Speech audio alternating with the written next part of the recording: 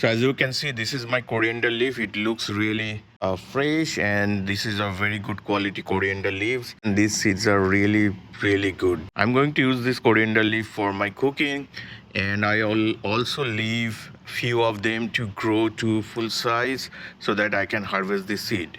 And as you can see, these are the small white flowers, and those flowers turned into the seeds.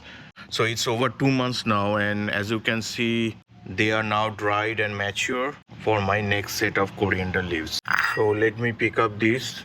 So I let them on the plant to dry, otherwise they won't germinate. So make sure they are completely mature. So I harvested this many seeds. These are the seeds. I leveled it, and they are ready to be germinated for my next set of coriander leaves. It is the same coriander seed I used here, and as you can see, they are all germinated within few days. This is how I reuse the coriander seeds. Like this video and leave me your comments. Thanks for watching.